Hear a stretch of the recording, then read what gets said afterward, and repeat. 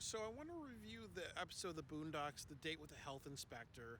And, once again, this is another episode that, you know, it's it's also kind of sad too because we see a lot of character development, and it's interesting to see how the character development of Thomas Dubois happens. And I would say too that if you really look at the other seasons of the Boondocks, that Thomas Dubois is the only character that doesn't become flanderized. He goes from being a beta male to being less of a beta male to kind of standing up to his wife, and then you know facing his fear, and then also just being an alpha black man.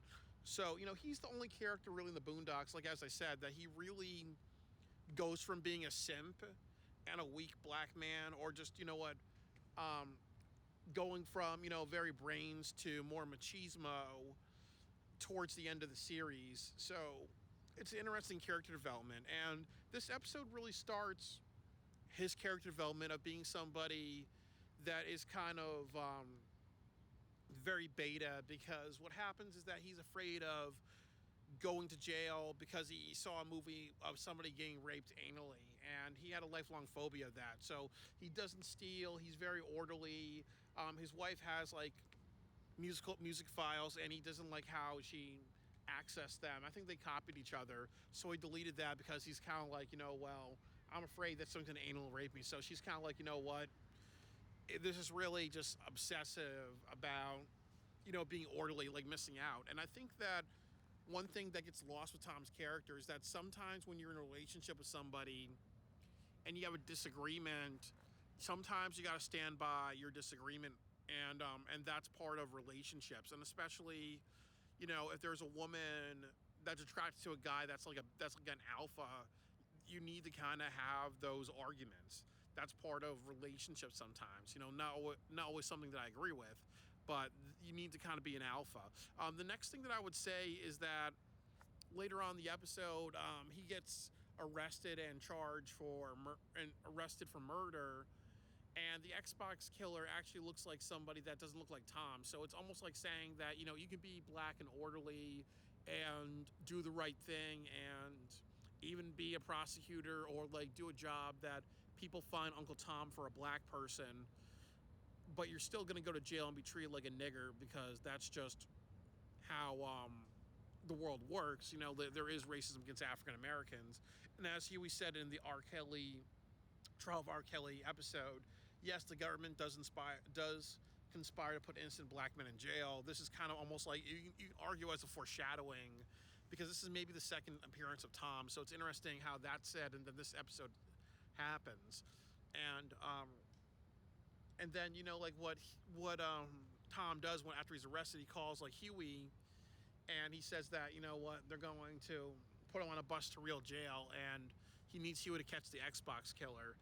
And I also think this is very, very interesting, because it kind of maybe it's kind of like a episode theory. You can kind of argue that maybe Huey got himself in trouble, and Tom has kind of been like the lawyer for the family. And I think he's kind of done that for the Freemans, because they're friends and everything like that. So I think that, if he needs Huey to break the law to help him out, that's kind of their prevo quote. Like, whenever Riley or the Freemans do something reckless, Tom's got their back if he was going to have his back in this situation, which he did.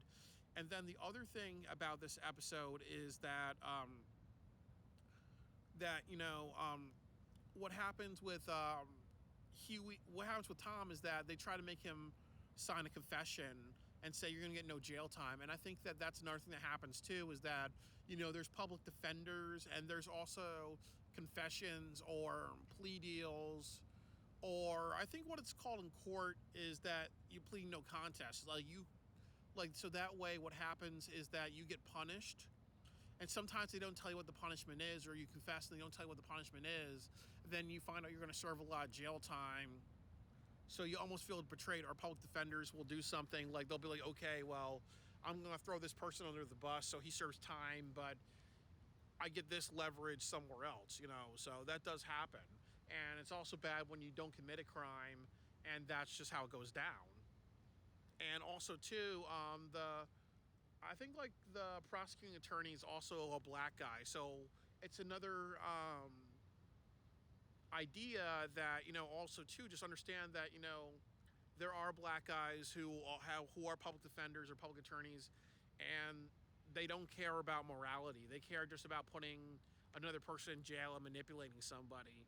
So don't always think that even if somebody's saying, what, I understand the system, I understand that you're facing racism or whatever, don't always think that somebody's on your side because they're your skin color or they're just saying, what, um, we're both black. We both understand this is a situation where you're a black man, wrong situation, wrong time. So, just take it on the chin, and I'll get you out of it when that's actually just manipulation. So, what I would also kind of say too is that later on in the episode is that Huey recruits his friend Ed Wunsler, who you see in the Garden Party episode, and Ed Wunsler's played by Charlie Murphy. And one thing about Ed Wunsler's character is that he's supposed to be a wigger version of George W. Bush, and he has a friend, Gin Rummy, who's played by Samuel Jackson, and Samuel Jackson's character is supposed to be a wigger version of Donald Rumsfeld, and when they recruit them, what happens is that Ed and Gin just keep harassing black people and shooting at the place and robbing people, and then when Huey gets directions and they know where the killer is, they go to a gas station and Ed and Gin just shoot it up and everything like that. Like they go from robbing the store to manipulating a police officer into saying that the person is Arab and he actually has a bunch of guns. He's actually holding a gun when he doesn't have a gun.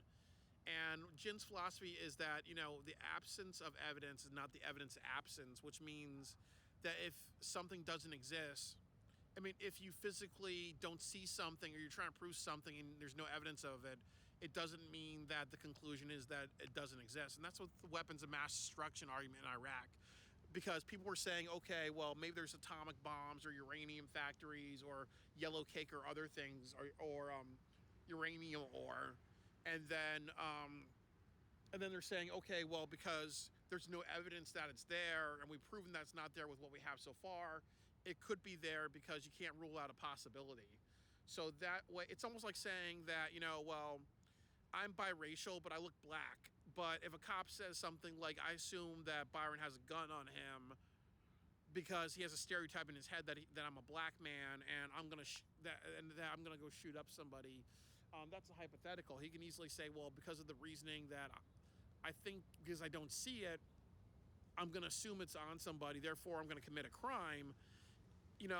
Then that could lead to him using excessive force when that's unreasonable or fatal force. Or just like in the 9/11 thing, where George Bush found reasoning to invade Iraq because he assumed that there's weapons of mass destruction with no evidence because that claim is, even though we've not found it, more than likely it's there. And then also, Donald Rumsfeld and George W. Bush owned a bunch of companies and they got very wealthy off of the invasion of Iraq. So obviously portraying them as gangsters is a very strong, good metaphor. And then also that idea of how they know who the killer is, but they're not going after them. They're going after actually an Arab shop. That's kind of a metaphor for saying, okay, Osama bin Laden and Al-Qaeda are the killers, but let's go to Iraq, and robbing a store is robbing the wealth of Iraq. And I think when they shoot up a police officer, it's kind of almost like a metaphor for saying, well, police officers are seen as heroes. So it's almost like saying they're exploiting the image of the firefighters. They're exploiting the image of the people who died and the healthcare professionals that died during 9/11. So they're they're ultimately and also too, and at the very end, people are saying go USA and other things like that. So it's kind of an allegory for how George W. Bush and Donald Rumsfeld didn't go after Osama bin Laden. They were more focused on Saddam Hussein, who had nothing to do with September 11th. And they got rich just like the same way Ed and Jin, Rami robbed the store. And the same way that they're focused on not the causer of the situation, Osama bin Laden, they're more focused on robbing the Xbox killer. They're more focused on the Arab shop, and so it's kind of very very interesting. And I also think it was interesting too that in the store there were a bunch of other like Arab people that were shooting at them. So I think that what's also trying to say too is that Saddam Hussein and the U.S. government and Bush and all the other people, they're all criminals. In the end of the day, they all have these fronts that they're ethical countries to their people and whatever, but there's always backstage dealings to get what you want. Really, like I think like Iraq and the U.S. helped each other out during the Cold War, and that was the same thing with Afghanistan. But now they became enemies later on, and and some people would say that I think that what was it? Iraq was invaded because of the Western Bank or something like that. So it's almost like if you disagree or go against like the U.S. or banking or economics, that you pay the price, and that's kind of what happened with the in the episode that Ed and Jin just wanted free alcohol and other things as well, but because they didn't get their way, they use force and turn those guys into the terrorists when actually they're the terrorists in the beginning. So it's the facade of patriotism, and also both Ed and Jin were soldiers in war. So obviously, no matter what they do, they're always going to look like heroes. The same with politicians. No matter what they do, they're commander in chief of the army. So therefore, they always look like good guys in the eyes of history and whatever. Like nobody wants to make any American politician look like a bad guy in the eyes of history. That's why most presidents don't get impeached. Most presidents don't get put in jail. Most presidents don't get charged with war crimes, because if you have that happen to one president, it's going to start a chain reaction, and that's not what the U.S. wants. So this episode's definitely a great metaphor for how George Bush and Donald Rumsfeld, the idea that they exploited 9/11 to invade Iraq and cause other problems and profit off of 9/11 for their personal gain, but also just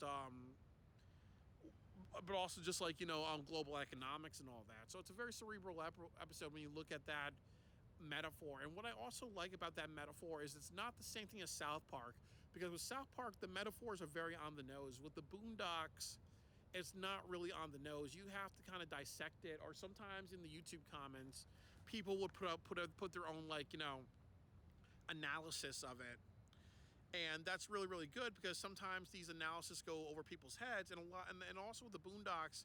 Remember, it was on Adult Swim, and the majority of Adult Swim, the audience were middle schoolers, people in elementary school, people in high school. So when you saw shows like the Boondocks, just like with Dave Chappelle, you're more so laughing at the jokes and the craziness, but you're not always looking at the deeper meaning. The same thing with South Park. A lot of young kids who watched South Park in the 90s and the 2000s, they were more so laughing at the show. They weren't looking at the deep metaphorical language or the multi-layered language. Or, imagine if there was a class in college saying, okay, well, South Park and analysis, or the Boondocks and analysis. There would be professors losing their jobs if they had that. But nowadays, a class like that would be tolerated because it teaches how to write multi-layered and metaphorical scripts and to get some points across. So, I do think that one of the reasons why I'm happy to review the Boondocks is, while it's a controversial series, and I love reviewing controversial shit, it is a series that is definitely very, very deeply cerebral, and there's actually metaphors and ideas and themes that, I didn't realize until I was reading some of the comments. And I'm happy that as I watch these videos of the Boondocks on YouTube, I can see the comment section and be like, oh, well, I agree with this idea about this episode. So definitely very, very cerebral. And I also think that I like what Huey was saying at the very end, is that, sometimes the world doesn't have a happy ending, or a story doesn't have a happy ending. So it's definitely very true to American pessimism, because I think as you get older, you kind of realize that, and especially to a lot of kids at that time, you kind of realize that issue of, you lose trust in the government. You see how the government is facading itself as the hero when they're actually exploiting Iraq and other places. And people say, go USA, we're fighting against terrorism, when actually it's a derailment from fighting terrorism. If the U.S. really cared about terrorism, they would have done what they could to get Saddam Hussein. They would have easily invaded Saudi Arabia, or say, like, you know what, we're going to do some negotiations with Saudi Arabia so we can send our SEAL Team 6 in and get that motherfucker 6 years earlier. But it was definitely exploited. So I definitely think that this episode's a great episode about government as a metaphor for government exploitation, but also capturing how kids felt at that time, realizing that you don't trust your American government, because it was really George W. Bush, from my generation, being born in the 80s, he was the person that really destroyed our generation with the financial crisis. And he was also that one person who destroyed all trust towards government. Like, the reason why a lot of people don't trust their government nowadays is because of George W. Bush. The same way in the 1960s, it was Richard Nixon. The same way before World War II, it was Herbert Hoover. And after the Civil War, I think it was Andrew Johnson. So, and as I said, I think in my lifetime, born during Reagan, George W. Bush is the worst president and maybe one of the most evil people that ever lived, because of how he used the American government and politics and whatever to invade Iraq, cause a huge deficit, benefit his own companies, and then actually, get rich off of it, or help the U.S. government get rich and the European Union get rich, by exploiting all that stuff. So, and then also, as I said, that's my own theories. You can easily disagree with me like that. You can easily say the war in Iraq is justified, but a lot of people know nowadays that the point of it, just like the Xbox killer, the point of it was to get Osama bin Laden and stop the Taliban and Al Qaeda and make consequences for what happened during 9/11. That was the point of it. But the whole Iraq thing was a derailment. And this episode is a good metaphor for that derailment, with the Jin Rummy and the Ed Wunsler character. So, and the exploitation. So, definitely cerebral episode. And definitely it's a good introduction to Thomas Dubois. And fortunately, at least he was one of the characters that, while he was flanderized in later episodes, this sort of started the story of him being a beta, and then later episodes transitioning into more of an alpha machismo, I'm not going to take people's crap, black man. So, like when he fought the Booty Warrior, like a lot of people were cheering, but this is the episode that kind of started that, because we saw him overcome his fear, and we saw him go from an alpha to a beta in that episode. All right, that's all I gotta say about this episode, Date with the Health Inspector.